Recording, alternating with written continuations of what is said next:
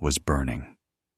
The skies above the continent had become an open graveyard where young men ascended each morning knowing that by nightfall, many would never return.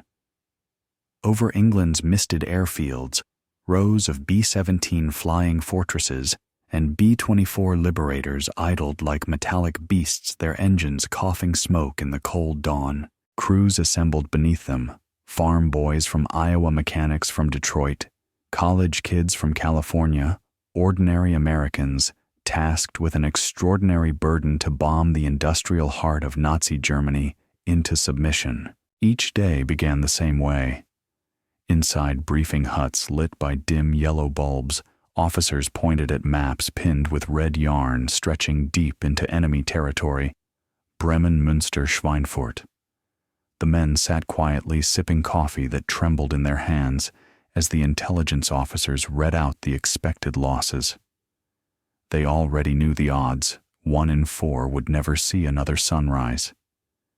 Still, they climbed into their aircraft, clutching photographs, St. Christopher medals, and small tokens from home, tiny anchors of normal life amid a storm of steel. When the armadas took off, they turned the English sky black with contrails. From the ground, they looked invincible. From the inside, they felt like floating coffins.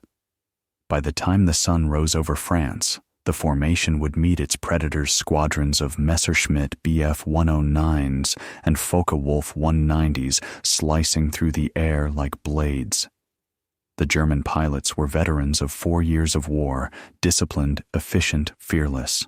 They attacked from every direction, head-on passes at closing speeds of 600 miles per hour, beam attacks that riddled fuselages and tail assaults aimed directly at the gunners. Machine gun fire crackled across the sky. The 50 caliber guns of the bombers roared back their vibrations, shaking the airframes until bolts rattled loose. Some gunners claimed they could see the eyes of the enemy pilots as they passed young men just like them, suspended between duty and terror. And then there was flak, the anti-aircraft fire that seemed to materialize from the clouds themselves. German gunners on the ground had spent years perfecting their art. They calculated altitudes and wind speeds, predicting where a bomber would be seconds later, and fired bursts of black steel precisely into that point in space. To the men inside, it sounded like hail on a tin roof, ping, ping, ping, until one burst came too close and tore the aluminum skin open like paper. The air filled with the scent of fuel smoke and fear. At 25,000 feet, the temperature dropped to 40 below zero. Oxygen masks froze, guns jammed, and bare skin stuck to metal. Yet every crew kept formation, because to break ranks was to die alone. A B-17 carried 10 men, pilot, co-pilot, navigator, bombardier, flight engineer, radio operator, 2 waist gunners, a ball turret gunner, and a tail gunner. 10 men whose lives depended on one another, whose odds of survival were worse than those of a frontline infantryman. When a bomber went down, there was rarely time for goodbyes. Sometimes the plane simply vanished in an orange flash. Sometimes a few parachutes drifted behind tiny fragile blossoms descending into occupied Europe. Those who bailed out alive were often captured. Some were lynched by civilians, enraged by the destruction raining from above. Most were never found. October 1943 became known as Black Week. In just 7 days, the U.S. 8th Air Force lost 148 bombers, 1,500 men, killed, wounded, or captured. Factories back home worked around the clock, rolling new aircraft off assembly lines every hour. But even that industrial miracle could not replace human lives. The air war was becoming a battle of arithmetic, and the math was unsustainable. Each bomber crew was required to complete 25 missions before going home. The average life expectancy, 11. That meant statistically, 3 out of 4 crews would never finish their tour. The odds were as cruel as they were simple. Back at base, the evidence of that math lined every barracks. Empty bunks, untouched shaving kits, photographs still pinned to walls. Each morning, New crews moved in fresh faces, who smiled for group photos beside their aircraft, unaware they were replacements in an equation of attrition. By evening, many would already be gone. This was industrial warfare at its most brutal. The American war effort had transformed assembly lines into arteries of death steel aluminum, and men fed into the skies over Germany in a ceaseless loop of destruction and replacement. By late 1943, the U.S. War Department calculated that bomber losses were exceeding replacement rates. If something didn't change, the daylight bombing campaign might collapse entirely. 1943. But adding armor was not as simple as it sounded. Every pound mattered. Armor meant less fuel, fewer bombs, lower altitude, and slower speed, all fatal disadvantages in combat. A single B-17 engine produced about 1/200 horsepower, barely enough to lift its own weight and payload. Too much extra plating and the aircraft couldn't even take off with a full load, let alone climb to 25,000 feet. The engineers faced a paradox: the more you protected the bomber, the less capable it became of doing its job. The U.S. Army Air Forces needed a miracle, or at least a new kind of thinking. So they turned not to pilots or engineers, but to mathematicians. In 1942, as the Allies fought to regain control of Europe, a secret unit was formed at Columbia University in New York, the Statistical Research Group, the SRG. It was an assembly of minds unlike any other, where pure mathematics met the chaos of war. Inside those classrooms, numbers replaced gunfire and equations became weapons. The SRG's members were drawn from across the country's most brilliant institutions. They were men and women who believed they could calculate victory. Among them were future Nobel laureates, economists, and statisticians who would go on to shape the post-war world. And at the heart of it all was one quiet man from Transylvania, a refugee who had fled the Nazis and now used his intellect to fight them, Abraham Wald. Wald had no uniform, no weapon, no squadron. His battlefield was data, his mission to save lives through mathematics. As Allied bombers fell from the sky in record numbers, the SRG was asked to find an answer how to protect the planes without grounding them. The military sent diagrams, photographs, and reams of damage reports from returning aircraft. The task seemed simple: identify where the bombers were getting hit and reinforce those areas. At first glance, it looked obvious. Engineers laid out silhouettes of B-17s and B-24s peppered with thousands of bullet holes. The fuselage was riddled with damage, the wings scarred, the tail shredded. The engines curiously showed far fewer hits. The cockpit and fuel tanks also appeared relatively unscathed. To the engineers, the conclusion was clear: armor. The parts that showed the most damage, the fuselage, wings, and tail. But Wald, looking over the same diagrams, saw something the others did not. His mind, trained by years of geometric logic and statistical reasoning, noticed not what was there, but what was missing. He asked a question that would change the course of the air war, and later the way the world understood data itself. Where are the planes that didn't come back? The silence that followed that question marked the moment mathematics saved thousands of lives. The room at Columbia fell silent.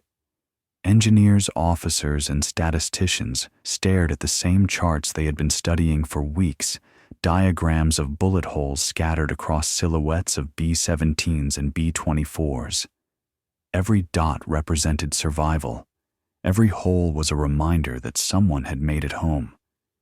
But to Abraham Wald, the pattern was an illusion. He pointed at the wings, the fuselage, the shredded tails, and said quietly, "You are looking at the planes that returned, not the ones that were lost." That simple statement turned the problem inside out. Everyone else had been counting damage as evidence of weakness. Wald realized it was the opposite. It was evidence of strength.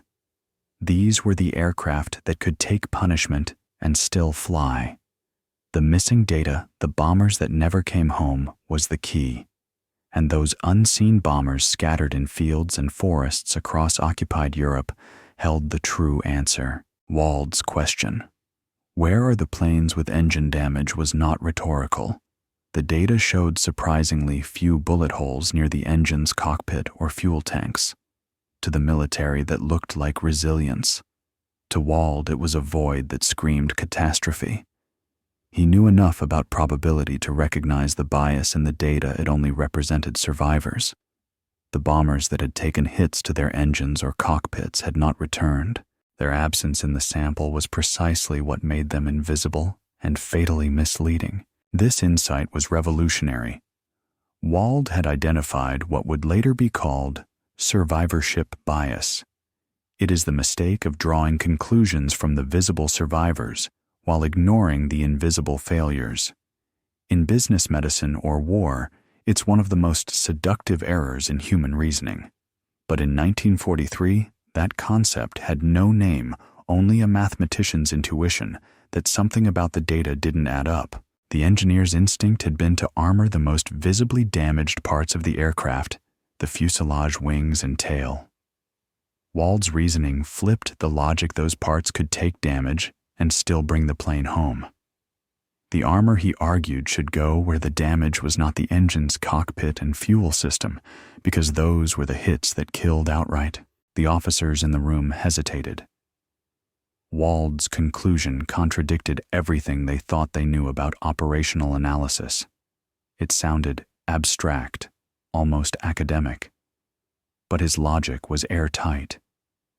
He had realized that the absence of data, the silence of the dead, was itself information. In mathematical terms, Wald was adjusting for a sampling bias. The military's data set was incomplete because it was filtered by survival. He began developing equations to estimate the true distribution of damage, not just among surviving bombers, but among all bombers. It was an inferential leap that required both deep statistical reasoning and a moral imagination, the ability to think about the missing, not just the present. His team at the Statistical Research Group began quantifying the problem. Using Bayesian inference and conditional probability, Wald modeled how much damage a bomber could sustain in each section before becoming unflyable. He incorporated variables for altitude formation, density, flak concentration, and German fighter tactics. It was war as mathematics, a battlefield described in equations, and his result was as shocking as it was undeniable. Reinforcing the visibly damaged areas would do almost nothing to improve survival. Worse, it would add unnecessary weight and make bombers more vulnerable. The true weak points, the engine's cockpit and fuel tanks, were statistically underrepresented because hits there almost always resulted in total loss.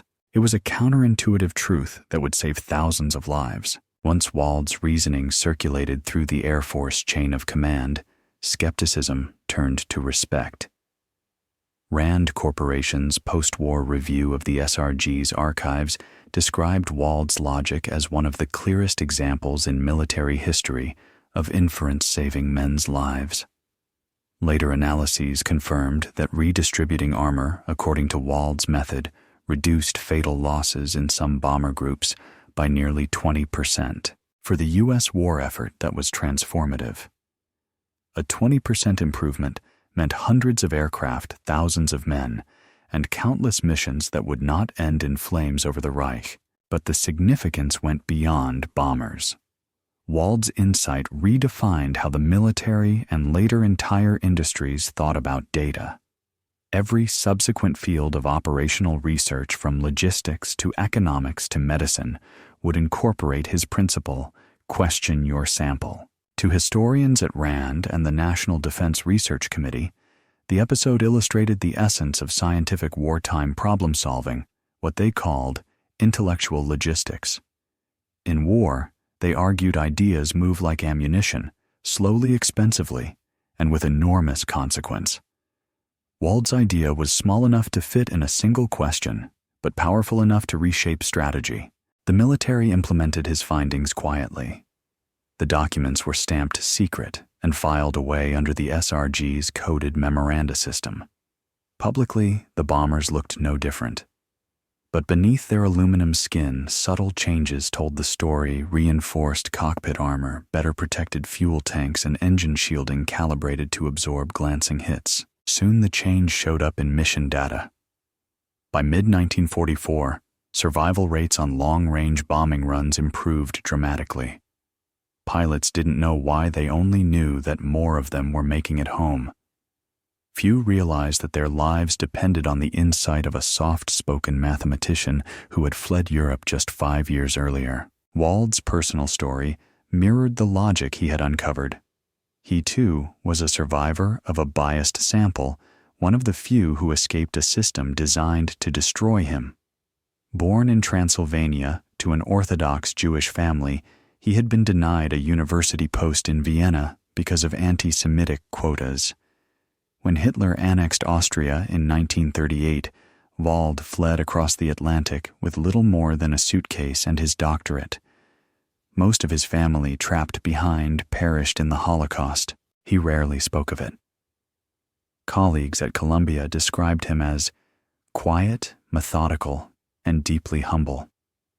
But there was something about his way of thinking, a refusal to accept the visible world at face value, that felt shaped by tragedy.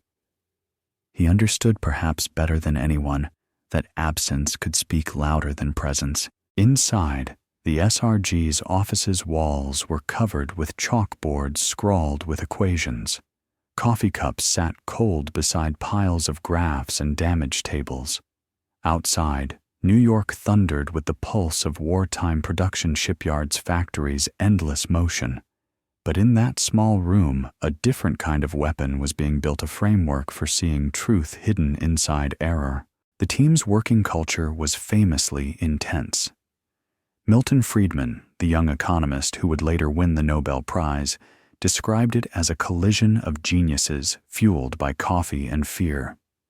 Every solution meant fewer dead men.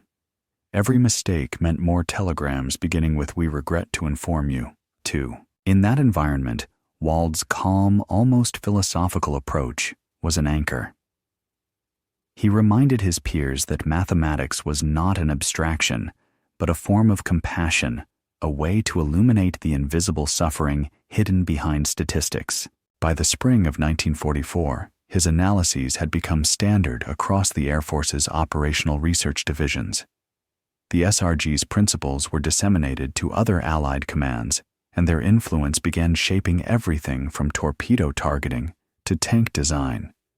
The mathematics of survival had become a doctrine. Later, when the war ended, those same principles would migrate into peacetime, into finance, economics, and medicine, teaching a new generation that the greatest danger in analysis is not what you miscalculate, but what you never see. And it had all begun with one quiet question in a Columbia conference room.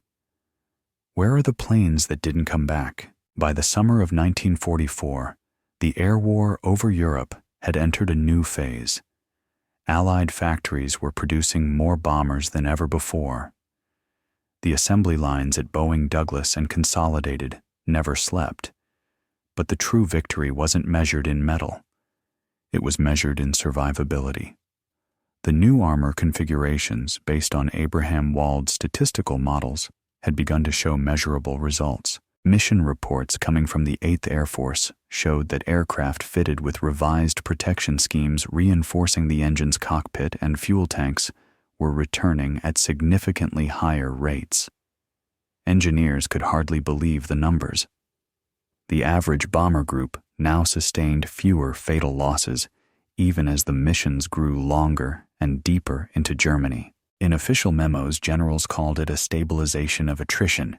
In plain language, it meant fewer empty bunks. The transformation wasn't dramatic to the eye. A B-17 still looked like a B-17, its aluminum skin gleaming under the English rain. But the hidden geometry of survival had changed. The armor was lighter and better placed, distributed according to invisible mathematics rather than guesswork. A silent partnership now existed between field experience and abstract reasoning, between the gunner freezing in the tail turret and the mathematician scribbling equations on a chalkboard in New York. This was the new face of warfare, what RAND analysts after the war would call the algorithmic front. The idea that intelligence, not just courage or numbers, could tilt the balance of survival. Wald's insight had radiated beyond the bomber problem. His methods were soon applied to other theaters, assessing submarine losses, optimizing convoy spacing, predicting torpedo reliability. Each challenge required looking not only at what was visible, but also at what was missing. This mindset, the discipline of noticing absence, became one of the cornerstones of modern operational research. Within the statistical research group, the atmosphere was both electric and exhausting. The war was everywhere, even in the soundscape of Columbia University. The clatter of typewriters, the footsteps of messengers delivering classified envelopes, the faint hum of the city's wartime blackout drills outside. Inside, the air smelled of chalk tobacco and sleeplessness. Milton Friedman later recalled those rooms as the most brilliant chaos imaginable. The group was a crucible of intellect where mathematicians debated not for prestige, but for lives. Every line of code, every formula written on those chalkboards translated into a decision that could determine whether airmen lived or died thousands of miles away. Wald's own demeanor never changed. He was polite, precise, almost serene. When tempers flared, and they often did, he would quietly rewrite a proof, rederive a probability, and let the math speak for him.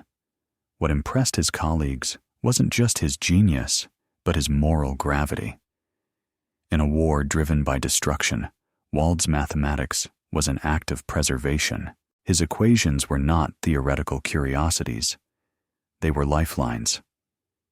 Each memorandum he produced, dense with calculus and inference, guided the allocation of armor fuel and resources across the Allied air campaign. Between 1943 and 1945, he wrote 8 such memoranda, all classified top secret.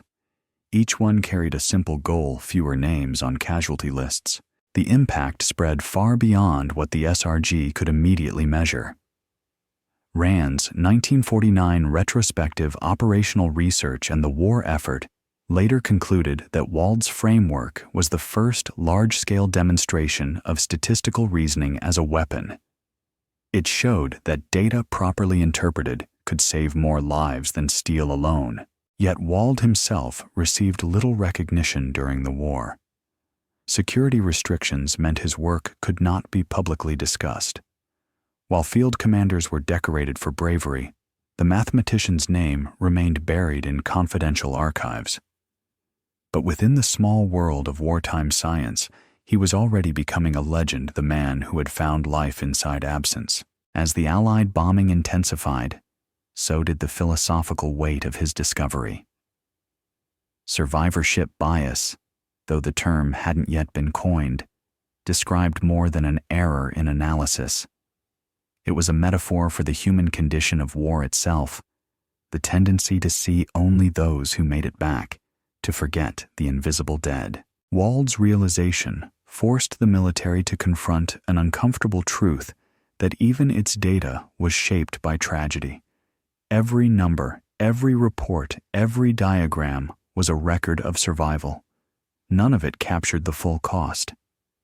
In a sense, Wald's question, "Where are the planes that didn't return?" was also a moral one. What stories do we fail to see because the people who could tell them are gone? It was this intersection of mathematics and empathy that set Wald apart. His intellectual rigor was absolute, but beneath it lay a quiet grief. Most of his family had perished in Auschwitz, his parents, his siblings, his teachers. He never spoke of it yet. His colleagues sensed the weight he carried. When he looked at missing data, perhaps he was also looking at the void left in his own life. The post-war economists who later studied his work saw in it a profound philosophical symmetry. The invisible dead of Europe and the invisible data of lost bombers were in a way reflections of the same truth: absence matters. What is missing can define what remains. By 1945, the Statistical Research Group had become one of the most successful classified programs in the U.S. war effort. Out of its cramped offices came innovations that reshaped everything from quality control to missile trajectory prediction. It was a precursor to what would soon become the RAND Corporation, a permanent fusion of science, mathematics, and state power. After the war, RAND researchers studying the legacy of the SRG concluded that Wald's methods had shortened the European conflict by months. A RAND internal memorandum dated 1948 estimated that optimized armor placement and damage modeling had saved at least 2,000 aircraft and 20,000 personnel, conservative numbers, but astonishing in scale, and yet Wald himself saw none of the triumph. When the war ended in 1945, he returned to his quiet office at Columbia, publishing theoretical papers that built upon his wartime findings. His colleagues urged him to celebrate, to claim credit. But Wald, ever private, declined.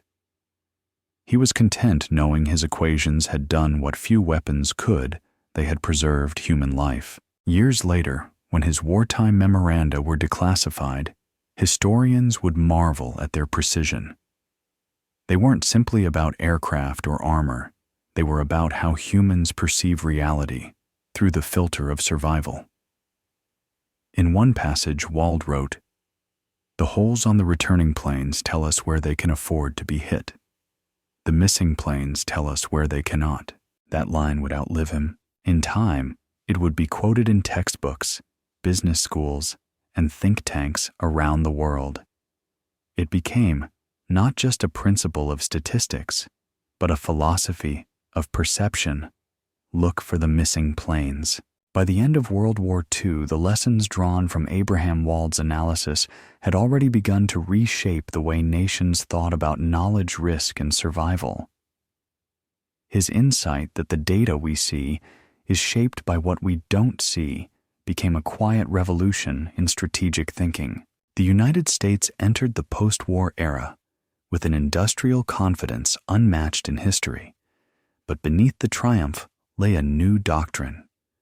Decisions must be built not only on information, but on the recognition of information's limits. In the spring of 1945, as Europe lay in ruins, the Statistical Research Group dissolved as quietly as it had been formed. Its members returned to academia, industry, and government. Milton Friedman went on to redefine economics. Harold Hotelling shaped modern statistics, and Wald continued his research at Columbia University, now a full professor. For a brief moment, the world of ideas seemed to reclaim the peace it had lost. Yet the intellectual legacy of wartime mathematics was just beginning. Historians at RAND and the National Defense Research Committee later called the SRG's work the Manhattan Project of Analysis, not because it built a weapon, but because it built a method. The same inferential logic that saved bomber crews in 1943 would soon guide economic planning, medical testing, and Cold War strategy. Every field that relied on data from epidemiology to finance would carry traces of Wald's ghostly question, "What are we not seeing?" For the U.S. military, this question became institutionalized in what RAND analysts termed systems thinking. It was a mindset that treated every conflict as a network of probabilities, a living equation of logistics, psychology, and resource flow. Wald's statistical reasoning had shown that survival wasn't about brute force. It was about optimizing limited capacity under uncertainty. His bomber models became templates for broader doctrines: how to allocate supplies, where to fortify positions, how to design early warning systems for nuclear deterrence. A 1952 RAND report titled Operational Research in the Atomic Age explicitly cited Wald's methodology as the foundation for probabilistic survivability modeling. The report's authors argued that the logic of survivorship bias extended to nuclear war policymakers must not only study the cities and systems that remained after hypothetical strikes, but must imagine the ones that would vanish. To plan for survival, they wrote, "One must think as Wald did, with the dead in mind." The moral dimension of this thinking was profound. It marked the beginning of what philosopher Hannah Arendt would later call the bureaucratization of reason, the transformation of human tragedy into variables and ratios. Wald had never intended such abstraction. His purpose had been humane, to save lives through clear thought. Yet in the hands of governments, his methods became instruments of grand strategy. Meanwhile, at Columbia, Wald continued to refine his theoretical work. In 1947, he published Sequential Analysis, a book that revolutionized the design of experiments. It allowed decisions to be made, dynamically updating conclusions as new data arrived instead of waiting for a fixed sample size. The concept was both elegant and pragmatic, a mathematical translation of wartime urgency. During the war, testing had to move fast. Ammunition batches, engine designs, and radar calibrations could not wait for perfect data. Wald's framework allowed researchers to stop experiments early once the evidence was strong enough. The same principle now governs clinical drug trials, industrial quality control, and even machine learning algorithms that learn on the fly. What began as a wartime necessity became a universal methodology for efficiency under uncertainty.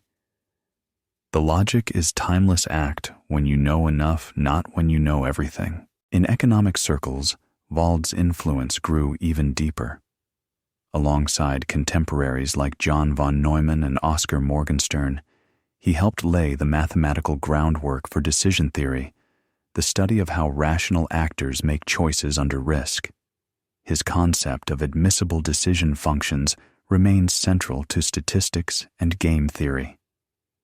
What's remarkable is how these ideas trace directly back to that single wartime question about missing bombers. The leap from flak damage to financial strategy might seem vast, but the logic is identical. What you can observe is never the full picture. By 1948, Wald had become one of the most respected statisticians in the world, yet he remained a reluctant celebrity. Colleagues described him as modest, almost painfully so. When asked about his wartime contribution, he often replied, "The mathematics was the easy part." Those who knew him sensed the weight he carried, the unspoken knowledge that while his equations had saved lives, they had not saved his own family. Of the 9 relatives he had left behind in Austria, only one survived Auschwitz. This private grief gave his public lectures an unusual intensity. Students remembered how he would pause mid-equation and stare briefly into space, as if seeing beyond the symbols to something unspeakable. To him, mathematics was not an escape from the world, but a way to confront it. "Numbers are not abstractions," he once said to a student. "They are shadows of real things, people, planes, lives." That understanding gave his work a moral clarity that transcended academia. He taught his students not only how to calculate, but how to doubt, to question every data set, every assumption, every convenient conclusion. In a sense, he was training not statisticians, but skeptics, people who understood that truth often hides behind silence. The following years saw his ideas spread across the globe. In the Soviet Union, statisticians studied his methods under state secrecy. In Britain, the Royal Statistical Society incorporated his frameworks into post-war planning. And in Washington, military analysts quietly applied his logic to the emerging field of nuclear survivability, mapping what would remain after hypothetical annihilation. It was cold mathematics, born from a compassionate mind. In 1950, the Indian Statistical Institute invited Wald to lecture on his theories. India, newly independent and eager to modernize, was embracing statistics as the backbone of economic planning. The invitation was both an honor and a symbolic bridge, a refugee from Europe's darkness, helping a new democracy chart its future through numbers. Wald accepted eagerly. In December of that year, he boarded an Air India flight with his wife Lucille en route to Bangalore. They never arrived. The plane struck a mountain in the Nilgiri Hills and exploded on impact. 21 passengers and crew were killed instantly. Abraham Wald was 48. The news rippled through the global academic community like a cold wave. Columbia University held a memorial service attended by some of the brightest minds of the century. Oscar Morgenstern, his former mentor, wrote, "He saved thousands of men with his equations. He should have lived 1,000 years." Yet, in a strange way, Wald's work never died. His wartime memoranda, still classified at the time of his death, continued to circulate among defense researchers, shaping military and scientific reasoning for decades. When they were finally declassified in the late 1970s, scholars were stunned by their elegance. The proofs were crisp, the logic flawless, the implications timeless. Rand analysts reviewing the documents in 1980 noted something extraordinary, even in their rawest technical form. Wald's equations carried a sense of compassion. He wrote, one reviewer said, as if he were arguing with death itself. Today, his name appears in every statistics textbook, but his true legacy lies far beyond mathematics. He taught the modern world a form of intellectual humility, the discipline to ask, "What am I not seeing?" In an age defined by data, his question has only grown more urgent, because in every field from economics to medicine, from military strategy to artificial intelligence, survivorship bias still lurks in plain sight. We celebrate the winners we study, the survivors we learn from success stories, and we forget the failures that never made it to the table. We see the planes that came back, and we draw our conclusions from their scars, never realizing that the truth lies in the empty sky where the others fell. That was Abraham Wald's final gift, a map of the invisible. The decades that followed Wald's death transformed his wartime insight into a philosophical foundation for the modern information age. His discovery, born from bullet holes and missing bombers, would quietly influence everything from national defense to corporate strategy, from medical science to artificial intelligence. He had taught the world not just how to analyze data, but how to see through it. In the immediate post-war years, the newly established Rand Corporation became the keeper of this new discipline, operational research. It wasn't just about planes and armor anymore. Rand analysts, many of them former SRG mathematicians, began to use statistical modeling to answer questions about nuclear deterrence logistics and even geopolitical behavior.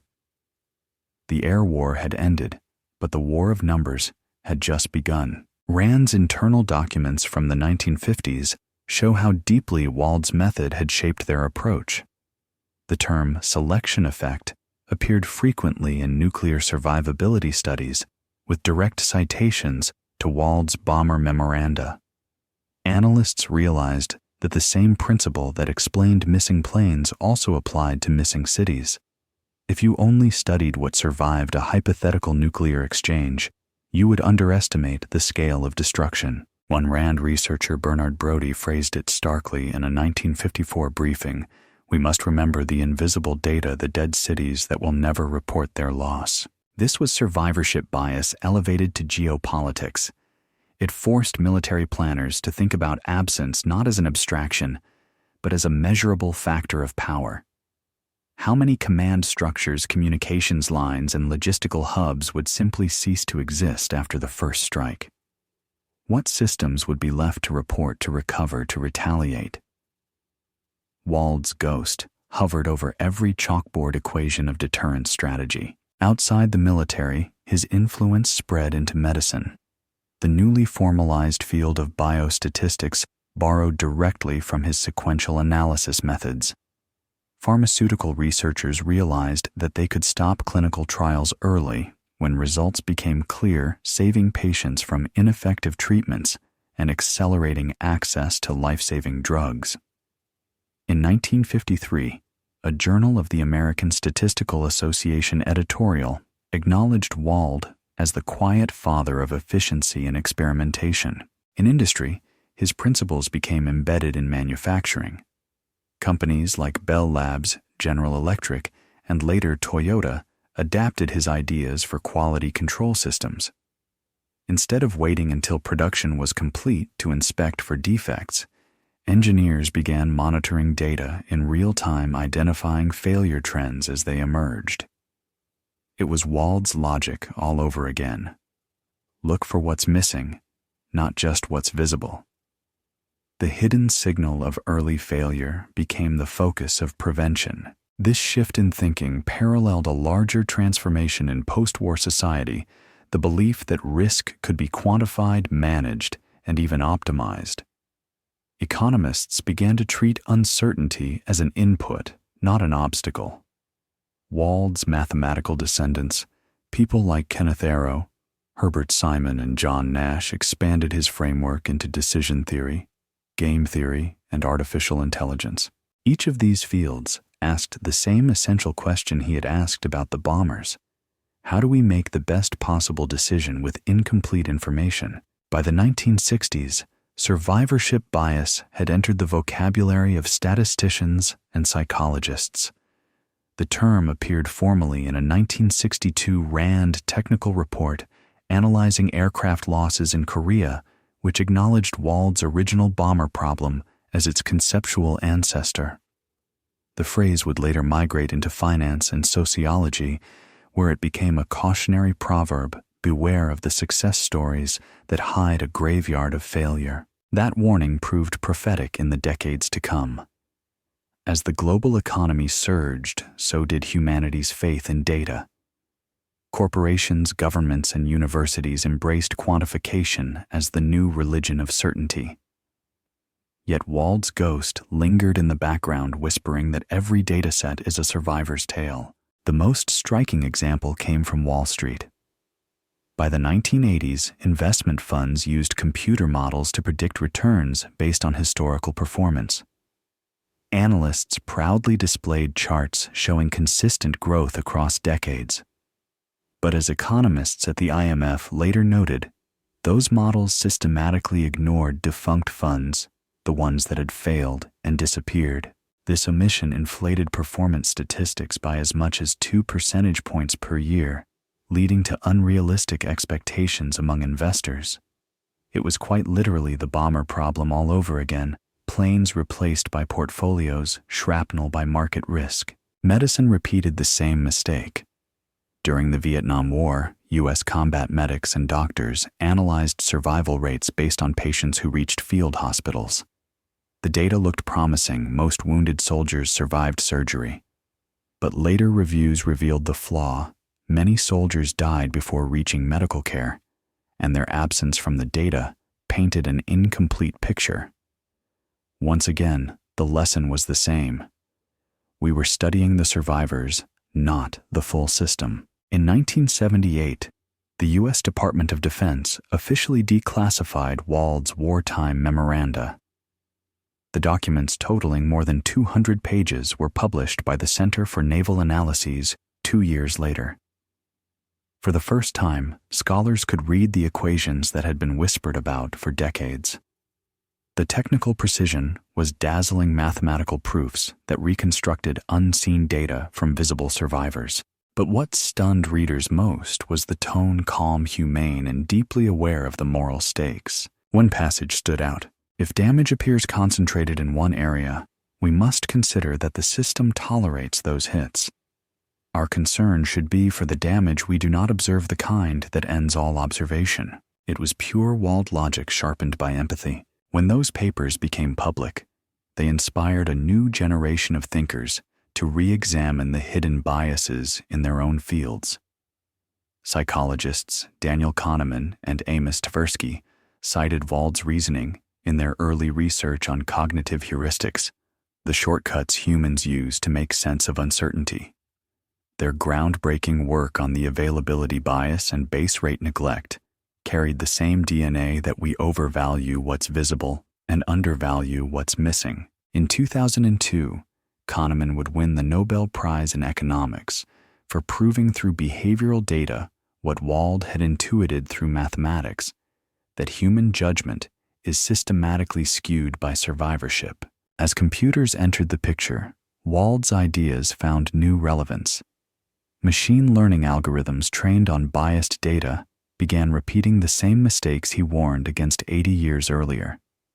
A 2018 RAND report on AI decision-making referenced his bomber analysis, directly noting that training data is by definition survivor data biased toward recorded successes, blind to unseen failures. Even today, when self-driving cars are trained on accident-free roads or predictive policing models learn from incomplete arrest data, the same flaw persists. We only see the survivors of the system. In every era, Wald's quiet question returns.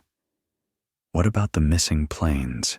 The question is as relevant in the 21st century as it was in 1943. From pandemic response to economic modeling, from climate projections to cybersecurity survivorship bias, remains humanity's most elegant and dangerous illusion, the belief that visibility equals truth. The modern world runs on data, but as Wald showed, data is never neutral. It carries the fingerprints of history, power, and silence. If Abraham Wald were alive today, he might look at our oceans of information, billions of data points streaming every second, and ask the same question he once asked in a smoky room at Columbia University. What isn't here? What isn't being counted? Who or what has vanished before the recording began? And once again, the answer might save us. By the time the 1980s dawned, Abraham Wald had long been gone, but his logic had infiltrated every level of modern civilization. From Wall Street to the Pentagon, from hospitals to the IMF, his question, "What am I not seeing?" had become the quiet heartbeat of analytical thinking. And yet, like all powerful ideas, it was also being forgotten in the very success it inspired. In the post-Cold War era, the technological revolution promised something Wald never had: unlimited data. Computers could now record everything, analyze everything, and simulate everything. Economists spoke of the death of uncertainty. Military planners built models predicting outcomes before a single bullet was fired. Corporations poured fortunes into analytics, convinced that more data meant more truth. But Wald would have seen the danger instantly. In a world drowning in numbers, it becomes even easier to mistake abundance for completeness, to believe that because we can measure so much, we are no longer missing anything. Survivorship bias, he would warn, doesn't vanish with data volume. It scales with it. Consider the collapse of the 2008 financial system, a modern echo of the bomber problem. Banks and hedge funds relied on mathematical models that measured risk based on decades of recorded stability. These models proved that the chance of simultaneous global defaults was infinitesimal. What they didn't measure were the invisible conditions outside the dataset: unrecorded subprime contracts, hidden leverage shadow banking networks. The models studied only the survivors of previous recessions. The failures, the financial equivalents of the missing planes, had long since vanished from the data. When the crisis struck, the system imploded with mathematical inevitability. Wald's ghost might have whispered from the ruins, "You armored the fuselage again. You forgot the engines." Governments responded with massive reforms. The IMF RAND and the Bank for International Settlements each released post-mortem studies echoing the same refrain models had ignored. Tail risk underestimated systemic fragility and overfitted to visible success. It was a global case study in survivorship bias. Analysts at the Rand Corporation went so far as to republish a summary of Wald's 1943 bomber analysis as a training primer for economists titled, "The Holes We Don't See." The parallel wasn't lost on the military either. In 2010, the U.S. Air Force cited Wald's methodology in a classified review of unmanned aerial vehicle UAV losses in Afghanistan. The drones that returned to base provided valuable flight data, but what about the ones that disappeared over the mountains, lost to signal jamming or mechanical failure? Those missing craft represented the most critical information yet. Their data vanished with them. Once again, the bias of survival was shaping strategy. In medicine, the same logic continued to haunt the field of epidemiology. During the early months of the COVID-19 pandemic, analysts focused on confirmed cases, hospitalization rates, and recoveries.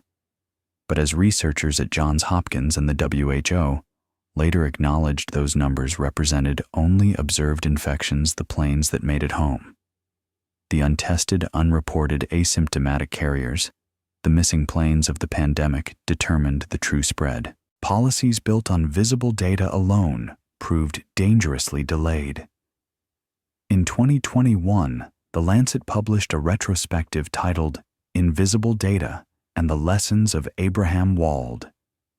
It argued that had his principle been applied early, adjusting for unseen infections rather than confirmed ones, the world might have acted faster and saved millions.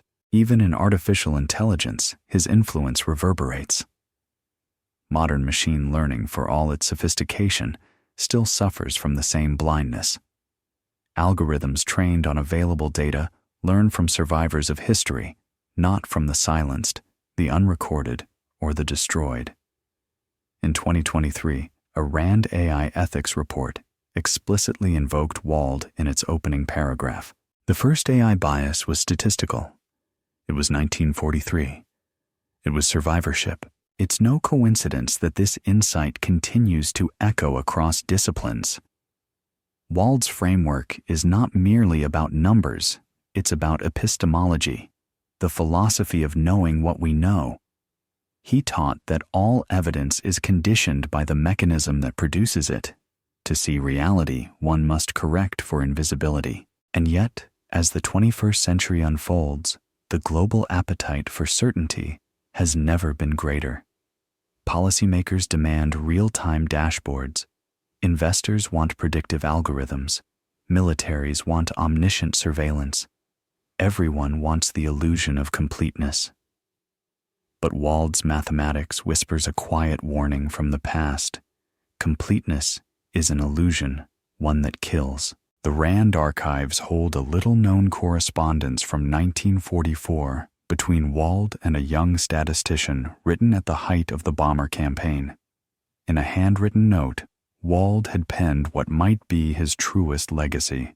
The goal is not to make the data perfect. The goal is to understand why it never can be. Those words, rediscovered in 1984 by historian Alan Schick, read like prophecy. Because the more perfect our systems become, the more blind spots they create. The cleaner the data, the more invisible the chaos that lies beyond its edges. Today we stand in a world built on the shoulders of that realization. Every major intelligence agency uses Bayesian inference, a statistical approach that directly descends from Wald's wartime methods. The CDC models disease transmission using survivorship-adjusted estimates. Economists at the IMF and the World Bank design policy stress tests that include unobserved tail events, a modern euphemism for missing planes. Even the algorithms that control self-driving cars now integrate negative learning training themselves on failures they have never experienced, precisely because of Wald's logic. And still, the question remains eternal. Where are the planes that didn't come back? Because in every field, the invisible still shapes the visible. The data we see is a monument to survival, every number a shadow cast by what didn't make it. Abraham Wald's mathematics didn't end with the war. It merely changed form.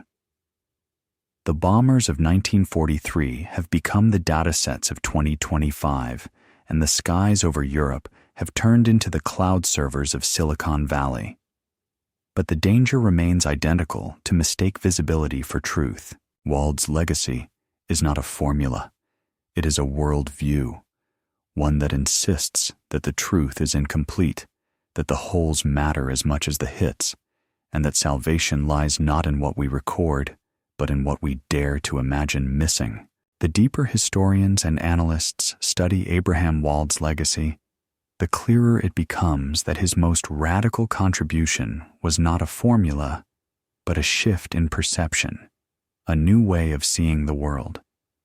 He replaced certainty with humility, showing that knowledge itself carries a built-in bias toward the visible. The story of missing bombers, repeated so many times in lectures and boardrooms, has become a parable for the information age. Yet behind that tidy anecdote lies a more haunting truth. Wald's insight was born from tragedy, from exile, and from a lifetime spent navigating what cannot be seen. When the war ended, America celebrated its technological triumphs, the atom bomb, radar, jet engines, but Wald's mathematics revealed something subtler and perhaps more enduring: the intelligence to recognize ignorance. Rand analysts later called this the Wald horizon, the limit of what data can tell us before silence begins.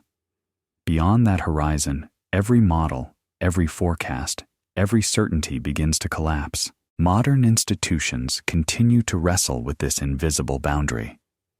At the International Monetary Fund in Washington, policy architects design financial stress tests modeled directly on Wald's logic. They simulate non-observed shocks events that have never happened, but could, precisely because the crises that destroy economies are the ones missing from the record. The 1997 Asian financial crash, the 2008 housing collapse, the COVID-19 economic freeze, each was a missing plane waiting to be found. The World Health Organization applies the same thinking to global health surveillance.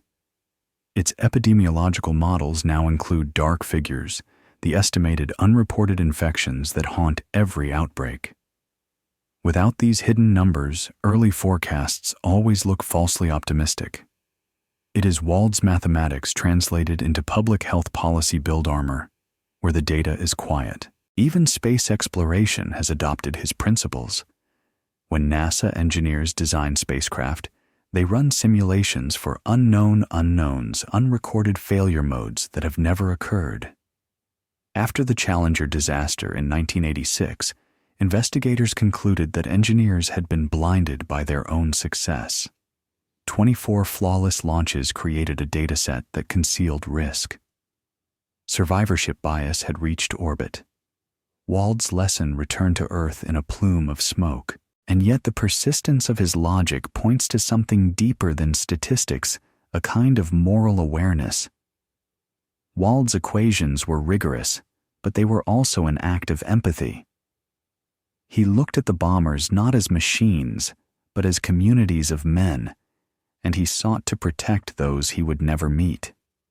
In an age when war had turned people into numbers, he turned numbers back into people. Philosophers now see in Wald's work an early expression of what data ethicists call epistemic compassion, the idea that truth-seeking must account for those who cannot speak, who are absent from the record. The invisible he showed is not emptiness, it is testimony uncollected. His mathematics gave voice to the silenced. Today, in a world saturated with data, Wald's insight feels almost spiritual. Every social media algorithm, every credit scoring system, every AI model operates under the same hidden assumption that what has been recorded is all that matters. But the bias of survival remains. We measure engagement from those still online, not the millions silenced by exclusion or disinformation. We analyze markets through the companies that endure, not the startups that vanish. We write history from the victor's archives, not the ruins left unarchived. Rand's 2024 annual report on decision science and ethics revisited Wald's principles, explicitly concluding that modern analytics has rediscovered its original sin, the neglect of the unseen. The report urged analysts to build what it called absence layers into every model, statistical representations of missing, corrupted, or suppressed data, to remind decision-makers that every conclusion sits atop invisible ground. Academia has followed suit. At Columbia University, where Wald once worked, a memorial symposium titled Seeing the Invisible, the Mathematics of Absence, was held on the centenary of his birth. Scholars from economics, neuroscience, and data ethics gathered to trace his influence. A Rand historian delivered the keynote reading from Wald's wartime notebook, where he had written in pencil, "The pattern of damage is only half the truth. The other half is in the silence between the holes." Those words captured not only the logic of survivorship bias, but the essence of human inquiry itself. The silence between the holes that is where discovery begins. As the symposium concluded, one speaker noted that Wald's life mirrored his mathematics. He himself was one of history's survivors, carrying invisible wounds from a family annihilated by the Holocaust. He knew what absence meant. His ability to see beyond data came from personal loss, from the understanding that what is missing can define what remains. In saving others, he was also, in a way, memorializing his own dead. The moral resonance of that realization has only deepened with time. In an era obsessed with measurement, Wald reminds us that not everything measurable matters, and not everything that matters can be measured. His work challenges the arrogance of modern analytics, the faith that more data equals more truth. It doesn't. Truth, as he taught, emerges from the confrontation with what we cannot see. So when a pilot climbs into a cockpit, when a doctor reads a clinical chart, when an economist models global risk, or when an AI system makes a decision about a life they are knowingly or not living inside Abraham Wald's equation, every safeguard, every correction for bias, every attempt to imagine the unseen is part of his legacy. 8 decades after that, quiet mathematician looked at bullet-riddled planes and saw the invisible pattern of survival. His question still echoes through every field of human knowledge. Where are the ones that didn't return? In the years since his death, Abraham Wald's work has transcended statistics and entered something closer to philosophy, a meditation on perception, ignorance, and the moral cost of certainty. His insight, first tested in the burning skies over Europe, has become a template for how modern civilization navigates the unknown. The mathematics of missing bombers has turned into the ethics of missing truth. At Rand's Center for Policy Innovation, researchers often describe Wald as the mathematician of doubt. His central warning that the visible world misleads because it hides its losses remains as urgent in the 21st century as it was in 1943. Every age has its missing planes. In geopolitics, they take the form of failed states, unrecorded wars, forgotten casualties. A 2022 RAND study on conflict data noted that over 40% of global combat deaths occur in regions where no reliable reporting exists: rural Sudan, the Afghan hinterlands, the Sahel. Analysts build models of global stability based on the data they have, not the violence they can't see. As a result, policy responses lag behind reality. The unseen collapses become visible only when refugees begin to cross borders. It is Wald's paradox replayed in real time. By the time you notice the missing, it is already too late. In economics, the missing planes are the invisible poor billions living outside formal economies, their transactions unrecorded, their suffering unquantified. The World Bank's Global Poverty Database, despite its scale, excludes millions in regions without surveys. The world is richer than the data shows, one IMF analyst once joked, but also poorer than we dare admit. The data gap, the absence of visibility, shapes global policy as surely as flak-shaped bomber routes. Even in technology, Wald's ghost lingers. Artificial intelligence systems celebrated for their predictive power are built on survivor data, curated by history, filtered through bias and stripped of the silenced. An algorithm trained on existing employment records will replicate the injustices of those records. One trained on successful loans will repeat the exclusions that defined who received them. AI learns from the planes that returned. It does not see the ones that crashed, and so the cycle continues. Humanity keeps forgetting its invisible half. Philosophers call this epistemic blindness, the blindness of those who believe they can see. It's the same arrogance that nearly doomed the Allied Bomber Command in 1943, the same overconfidence that drove economists to declare the end of risk before the 2008 collapse, the same faith in the visible that blinds modern leaders to the silent costs of progress. But there is also hope in Wald's lesson, a blueprint for humility. He showed that intelligence begins where data ends, that the mark of wisdom is not certainty, but awareness of what cannot be known. His mathematics teaches something profoundly moral. To respect the unseen is to respect reality itself. Rand's 2025 review, Decision Under Uncertainty in the Age of AI, opens with a quotation from Wald's declassified wartime memorandum. The true distribution of danger cannot be measured directly. It must be inferred from what survives.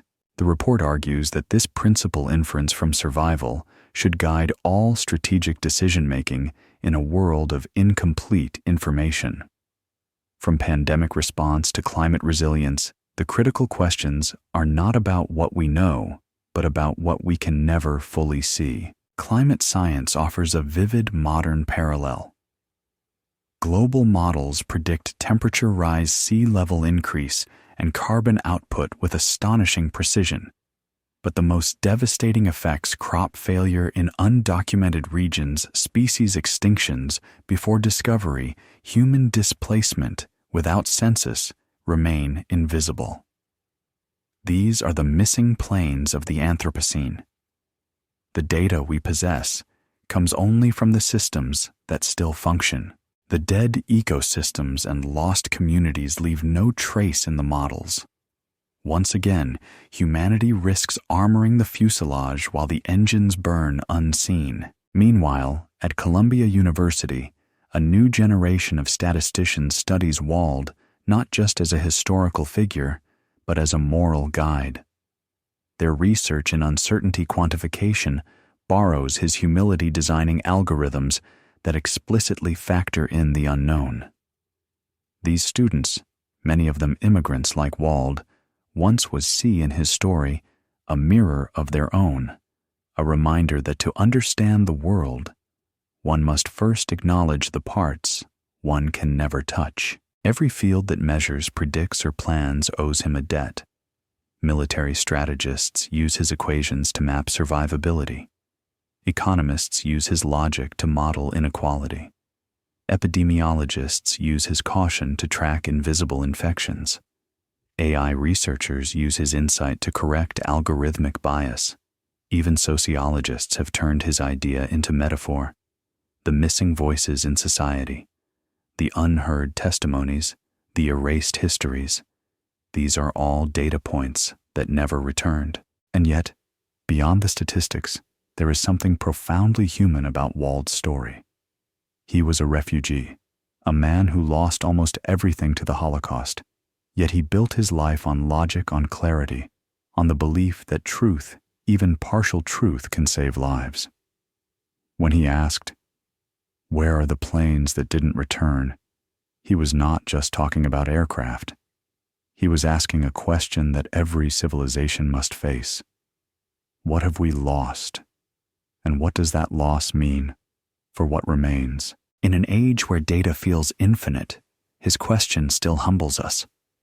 Every chart, every model, every algorithm is a survivor's tale. Behind the glowing dashboards of modern science lies a void of silence and uncertainty, the part of the world that resists observation.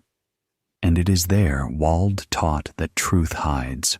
Perhaps that is why his legacy endures not as a theorem, but as a warning, a quiet voice reminding those who build, predict, and lead that progress without self-doubt is just another form of blindness. He didn't give us the comfort of certainty. He gave us the discipline of seeing what isn't there. It is said that the greatest minds don't just solve problems, they change the way the world frames them. Abraham Wald did exactly that. His life's work, born in the crucible of total war, quietly rewired how humanity thinks about evidence, safety, and truth. Today, his question, "Where are the planes that didn't return?" has become the unspoken foundation beneath every discipline that deals with uncertainty. Yet its meaning deepens each year as our capacity to collect data grows and our ability to interpret it lags behind. The irony of the modern era is that the more we see, the less we understand. Satellites scan the Earth's surface in real time. Sensors monitor every heartbeat, and algorithms analyze billions of interactions per second. And still, the biggest dangers are the ones that slip through unnoticed. Wald's logic remains undefeated. Data always hides what it cannot observe. In the military domain, his influence is institutionalized. The Pentagon's Joint Artificial Intelligence Center JAIC uses survivorship-adjusted analytics for battlefield risk modeling, a direct intellectual descendant of Wald's 1943 memoranda. Declassified RAND studies reveal that U.S. defense planners still apply negative space mapping, identifying areas where information is conspicuously absent before committing resources. This technique has prevented multiple intelligence failures, from misreading insurgent activity in Iraq to misidentifying gaps in satellite surveillance over the South China Sea. But Wald's influence extends beyond operations. It has become a philosophy of strategy. Generals and policymakers are taught to look for the missing signals, to question intelligence that seems too consistent, too complete. In every briefing room, his principle lingers like a silent mentor. If everything looks clear, you are probably blind to what matters most. In economics, survivorship bias has been reinterpreted as a structural flaw of capitalism itself.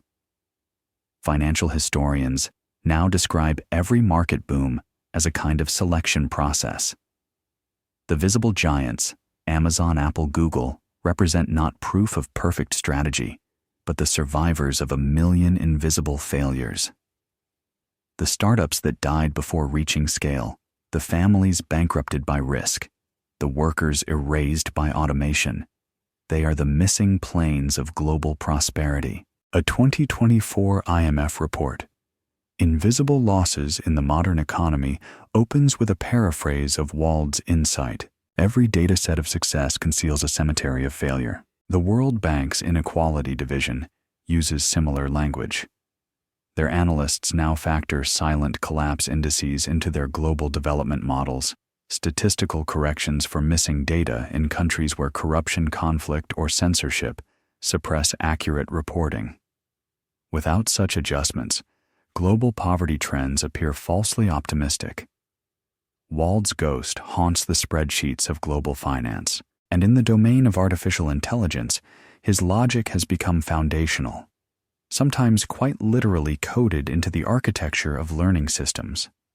Neural networks are trained to recognize negative patterns, cases not seen, anomalies that defy the majority, a concept borrowed directly from Wald's inference of missing data. Google DeepMind's safety protocols for autonomous systems cite his 1943 analysis as a precedent for counterfactual reinforcement teaching machines to anticipate outcomes from absent evidence. In medicine, the principle is almost sacred.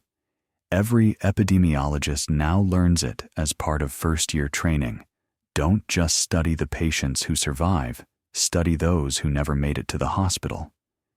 The COVID-19 pandemic was the ultimate test. As early models struggled to capture the true infection rate, global health analysts turned to Wald's framework. By modeling the unseen asymptomatic carriers, unreported deaths, undertested regions, they built the first accurate mortality projections. Wald's logic, born in wartime, had saved lives again. But perhaps the most unexpected echo of his work comes from an unlikely field: climate science. In 2023, the Intergovernmental Panel on Climate Change (IPCC) quietly added a new analytical parameter to its modeling software: non-observed feedback events. These are environmental tipping points not yet documented, but theoretically possible. The initiative was led by a team of statisticians who openly credited Wald's influence, calling their method inference from extinction. The idea is simple, yet profound. If ecosystems that once existed are now gone, their absence carries data too. The silence of the vanished becomes a form of evidence. It's a beautiful symmetry. The same mathematics that once shielded bomber crews from flak now shields humanity from its own ignorance. Wald's discipline has evolved into a universal doctrine of survival: protect what you can't yet see. And yet, for all its institutional reverence, his insight remains profoundly human. When Wald walked into that Columbia University War Office in 1943, he was a refugee, a man who had lost nearly everything to tyranny and genocide. Behind his calm equations lay the memory of a family wiped out by a system that believed in its own data lists, quotas, race charts, but not in the unseen humanity behind it. His genius was not only mathematical, it was moral. He understood that the most dangerous kind of blindness is the one reinforced by numbers. Philosophers now call this the Wald paradox, that the same systems designed to quantify truth can, without humility, destroy it. At a 2025 ethics symposium in Vienna, the very city he fled, a scholar summarized Wald's enduring relevance. His mathematics began with aircraft and ended with empathy. He taught us that to seek truth, one must first make room for what cannot answer back. As the world faces new frontiers, climate instability, digital warfare, artificial intelligence, Wald's principle may be the most important tool humanity has left. Because in every field, from global economics to planetary survival, the critical question remains unchanged. Where are the missing planes? The story of Abraham Wald ends on a mountain slope in southern India. But his idea never landed. It kept flying, invisible and indestructible, through every system that would come after him. December 13, 1950. The Douglas C-47 carrying Wald and his wife Lucille vanished into the Nilgiri Mountains. The flight should have been routine Bombay to Trivandrum, but weather closed in fast. The aircraft struck Rangaswamy Peak at 6,000 feet and exploded. It took a week for rescuers to reach the wreckage. None of the 21 people aboard survived. Among the bodies were the man who had saved thousands of airmen and the woman who had followed him through exile and war. He was 48 years old. Columbia University announced his death with a single sentence: "The Department of Mathematics has lost its conscience." His colleagues knew what that meant. Wald wasn't just a mathematician, he was a moral compass, a reminder that the logic of survival must include compassion for the unseen. In the decades that followed, his papers were declassified, his methods studied in military academies, his name spoken wherever people tried to measure risk. But his legacy cannot be contained in equations. It is a worldview, a refusal to accept that what we can see is all there is. At RAND's 50-year retrospective on operational research, an aging Air Force colonel who had once flown over Germany said something that silenced the room. We never met him. But every time we came home, we flew through his math. That math, born from a quiet man with a pencil and a question, now shapes the algorithms that trade billions, the AI systems that decide medical treatment, the satellite networks that map disasters. Every model that tries to account for uncertainty is built on his logic that the world's most important truths live in its absences. Today, in the corridors of global power, his ghost lingers in subtle ways. At the IMF, policy analysts studying emerging market debt crises still apply Wald corrections adjustments for data suppression by authoritarian regimes. At WHO headquarters in Geneva, outbreak reports include a section labeled Unobserved Case, Estimates and Institutional Echo of his warning. Even in climate modeling, the missing feedback protocol accounting for ecosystems already erased carries his intellectual DNA. But the deepest tribute comes not from institutions, but from individuals thinkers who, like Wald, refuse to look away from the invisible. In 2024, Columbia's Applied Mathematics Department inaugurated the Abraham Wald Chair in Critical Inference, devoted to studying uncertainty across disciplines.